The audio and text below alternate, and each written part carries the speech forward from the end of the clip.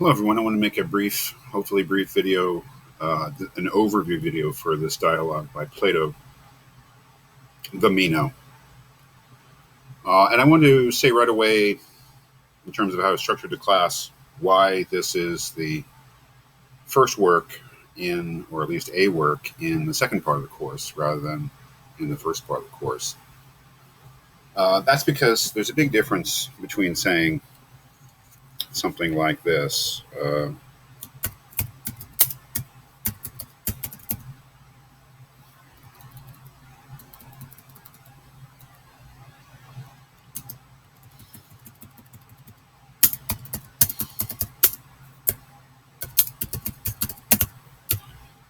Sorry for the problems. To be virtuous, you must be honest, as opposed to saying,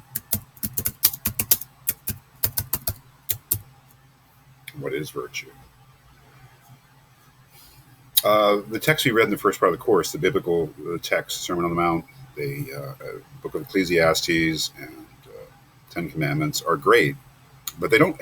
I think a question like, what is morality, or can we really know what God wants, or what does it mean to live an ethical life?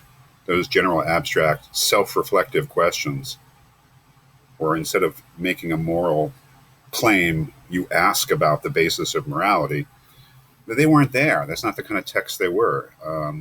Whereas when we read a Platonic dialogue like the Meno, we find out very quickly that the central question, at least in the face of it, is what is virtue, or the central issue of the dialogue is to ask and hopefully answer that question. So I would say that if you will allow me to repeat the kind of distinctions I'm making here, we have been reading examples of moral discourse, speaking about moral matters, but now we have engaged in a type of moral discourse, which we'll call moral philosophy. And that is a type of moral discourse in which you're reflecting on the basis of morality itself. That is, it becomes philosophical. So we're reading the Meno, Plato's Meno. First, I have broken it up, if you'll see, into 5, 6, 7, 8 different readings. That's arbitrary on my part. I just broke it up to make the readings more manageable. So Plato didn't break it up into any parts. On the other hand, I think you can see there are 3 major sections of the Meno.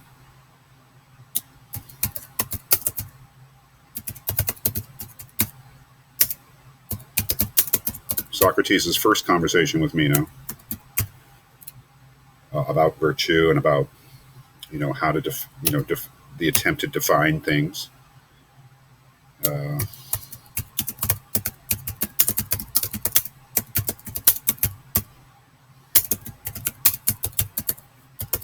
Second part is a very famous part where Socrates, and we should know this, that since the Greeks were a slave-owning society, that it was not uncommon for somebody to be appearing in public with their slaves. And Meno, being a person of wealth, is doing that. And there is a little slave boy, somebody he owns.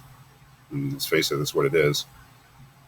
Socrates seeks to demonstrate a thesis about the nature of knowledge by discussing a particular geometrical problem, mathematical problem with him, which is quite famous part of Plato's whole work and his entire thought.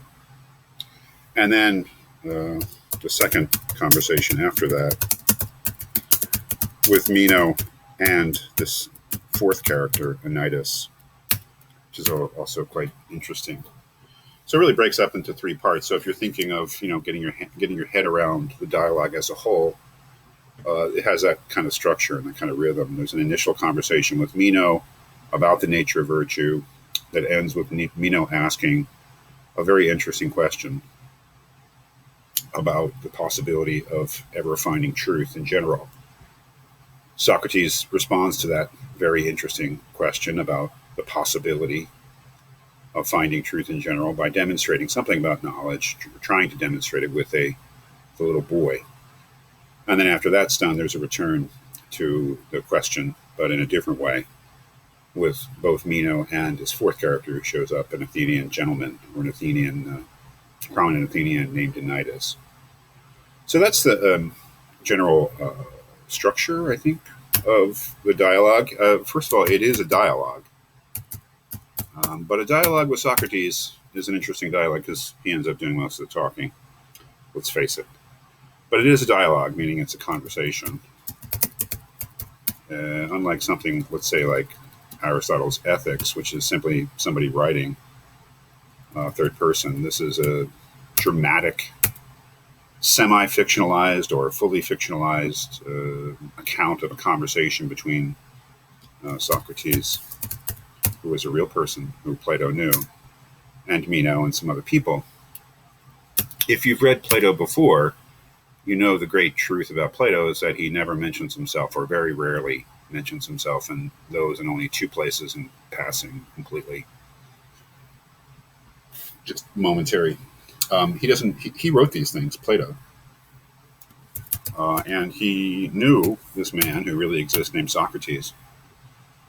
But he wrote dialogues in which Socrates was at first the main character, and then later on kind of a more subsidiary character in the dialogues. But no one knows to what degree, if at all, the Socrates that appears in the dialogues was actually like or said anything like the real historical Socrates whom Plato knew. We can all, I would say, there's a degree, especially in the earlier dialogues, probably a strong degree in which that real Socrates is reflected in Plato's fictionalized version of him. And the usual idea is that gets farther. As Plato develops over 20 or 30 years of philosophical thinking, he departs further and further from the actual doctrines of the historical Socrates. I think it's the most reasonable way of putting it. So Meno falling kind of in the middle period, we don't know. It's particularly hard dialogue to say. But in a way, well, of course, the question does matter, but for the purposes of reading it, understanding it, and getting something out of it, it's not a central question. But you should know that in the background. It's ancient Greek philosophy. It was written in the 4th century BC, and it is dramatically set in the 5th century BC. I think, or at the very end of, or the very beginning of the 4th. It's set around 400 BC, which is 399 is the famous date in which Socrates is tried and executed for corrupting the youth of Athens. It happens dramatically just before that. So we'll say it was written about 20 years later, maybe sometime in the early to mid 4th century, the 300s BC. That's about all. I mean, you have to read it, obviously. It's a great, great dialogue. It's a personal favorite of mine. And I think that in an introduction to moral philosophy course, there's no better dialogue and probably no better work from the history of philosophy to look at than Plato's Meno.